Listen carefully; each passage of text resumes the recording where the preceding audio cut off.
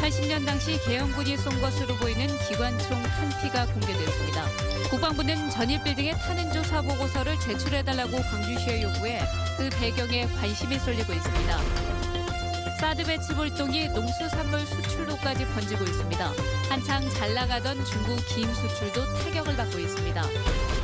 새로 도입된 제도의 허점을 노려 인지세를 빼돌린 혐의로 구청 공무원이 해고됐습니다. 1년 반이 지나서야 감사에서 들통났습니다. 올 가을에 열리는 광주 디자인 비엔날레의 주제가 미래들로 정해졌습니다. 4차 산업혁명 시대 디자인의 비전을 생각한다는 의미를 담았습니다.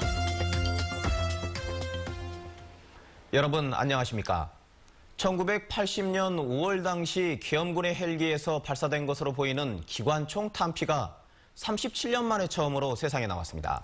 일반 소총 탄피보다 더 커서 헬기 기총 소사의 진실을 가리는 증거 자료가 될 것인지 주목됩니다. 김인정 기자입니다. 계엄군의 헬기에서 발사된 것으로 추정되는 탄피 3점이 37년 만에 세상의 모습을 드러냈습니다. 길이 103mm에 밑부분 지름이 30mm로 일반 소총 탄피와 비교했을 때 확연한 차이를 보입니다. 당시 나주시 공무원이었던 62살 김모 씨는 1980년 5월 24일께 광주에서 나주로 가는 한두제에서 탄피를 주워 보관해오다 헬기 기총소사 논란이 뜨거워지자 최근 5.18 기념재단에 이를 기증했습니다. 운전대 쪽 천장에서부터 저 밑에 바닥까지 시드까지 총알이 맞은 흔적을 봤습니다요. 소변보다가 못이 있긴 한 그걸 주었습니다요. 3개를요. 5.18 기념재단은 이 탄피가 80년 당시 광주에 투입된 육군 31항공단 103항공대에 코브라 헬기와 연관이 있다고 보고 있습니다. 기념재단은 국과수에 탄피 사진을 보낸 결과 기관총 탄피일 가능성이 있어 보인다는 비공식 답변을 받았으며 정확한 탄피의 생산 연도 등을 국과수에 감정 의뢰할 예정이라고 밝혔습니다. 무장 헬기에서 사용한 것이 아닌가 하는 그런 의심을 크게 가지고 있습니다.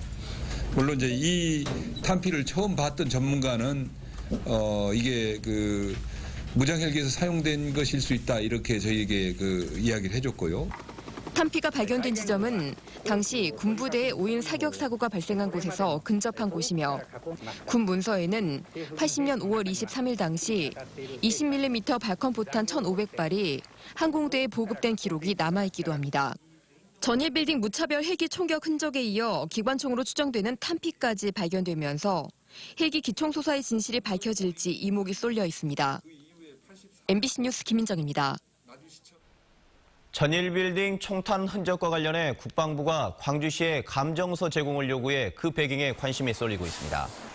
광주시에 따르면 국방부는 지난 9일 광주시에 국가수가 조사한 전일 빌딩 법 안전 감정서 원본을 요구했고 광주시는 감정서를 전달했습니다.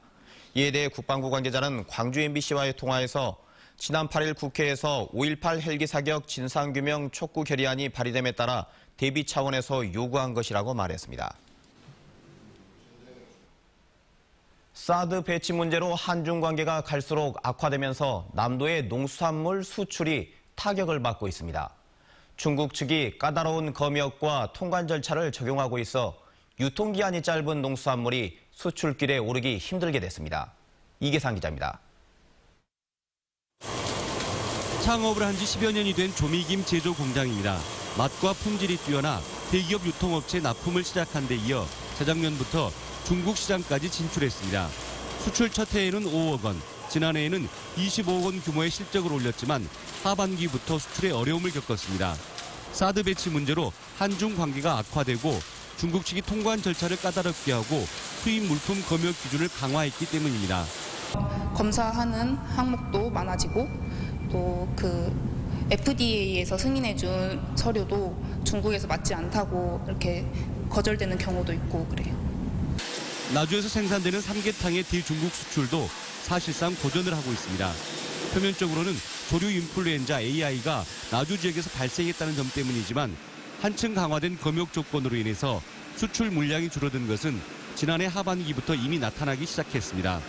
결국 사드 배치 결정이 농수산물 수출에 악영향을 주고 있는 것인데 유통기한이 짧은 농특산물은 중국 수출이 불가능해질 수도 있는 상황입니다. 계속해서 이제 유통기한이 줄어들기 때문에 판매할 수 있는 시간이 줄어드는 건 사실이고요. 이제 그런 어려움들이 발생하니까 약간 이제 좀 주춤한 상태고.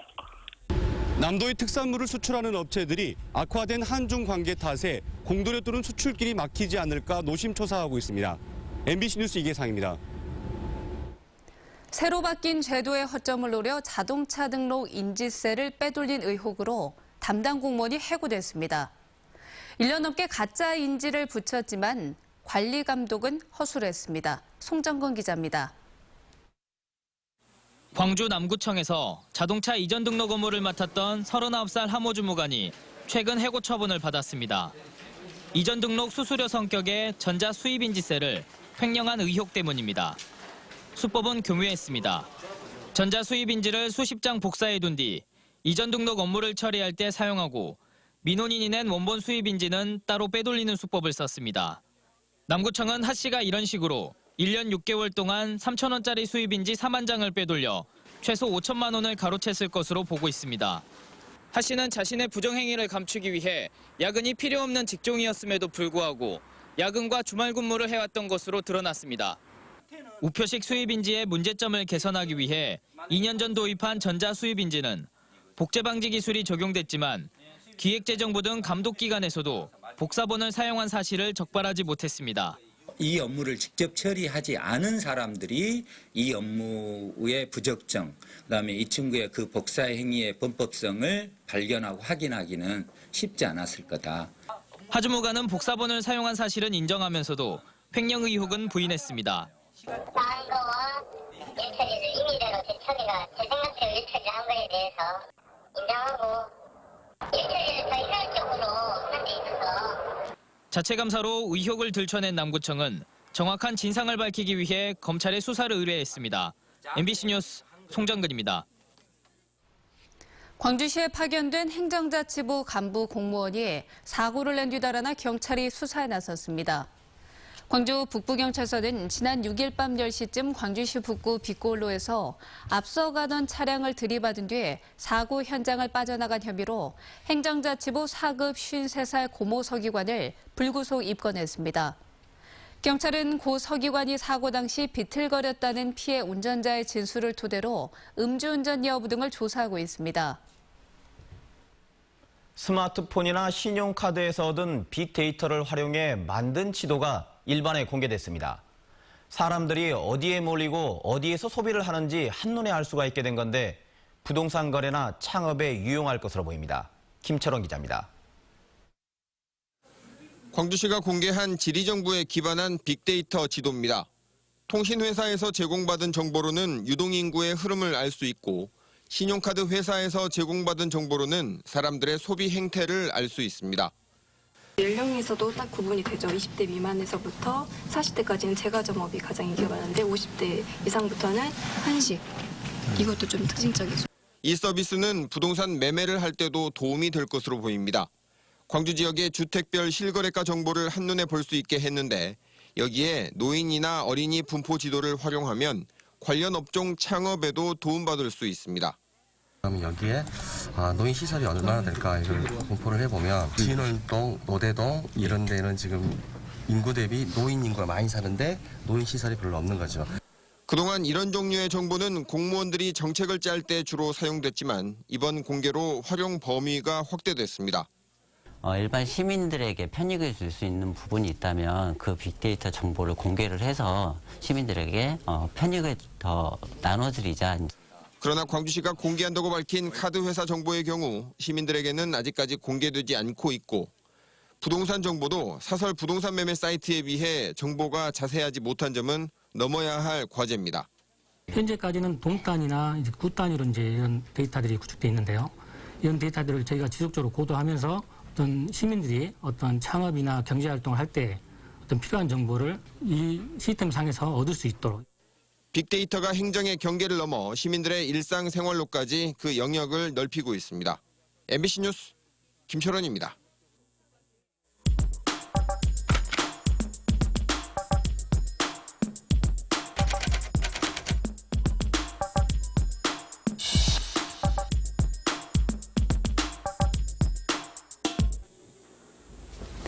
여러분, 주판과 관련된 추억 많으시죠?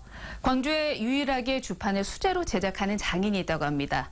특히나 요즘에는 주판이 다시금 주목을 받고 있는데요. 오늘은 이 주판에 대해서 이야기 나눠보도록 하겠습니다.